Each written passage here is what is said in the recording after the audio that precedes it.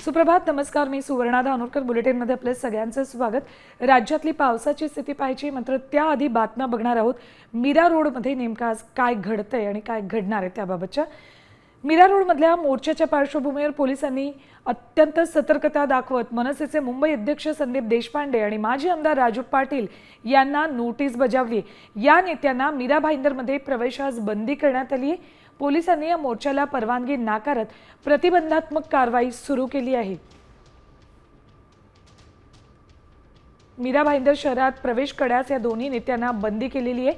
आज मराठी एकीकडे समितीकडून मीरा रोडमध्ये मोर्चाचं आयोजन केलं जात आहे. त्या पार्श्वभूमीवर ही नोटीस बजावली.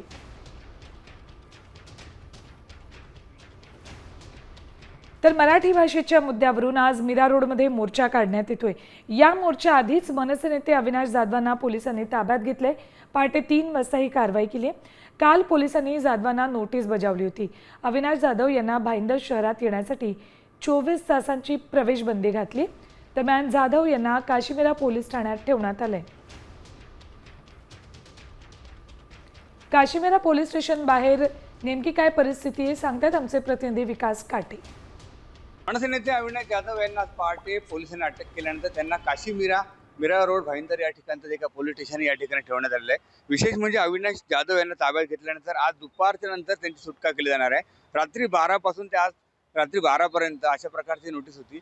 मनसे नेते अविनाश जाधव यांच्याबरोबर इतर काही लोकांना नोटीस दिलेल्या, परंतु त्यांना ताब्यात घेतलेला नाहीये.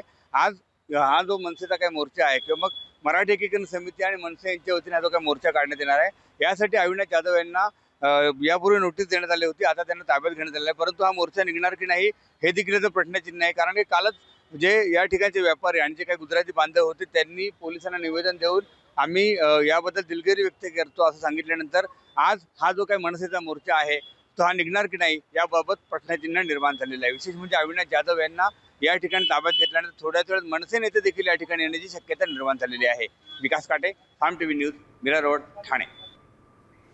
आता isakal.com आहे देशातील नंबर 1 ची मराठी न्यूज वेबसाईट. प्रत्येक अपडेटसाठी isakal.com ला नक्की भेट द्या.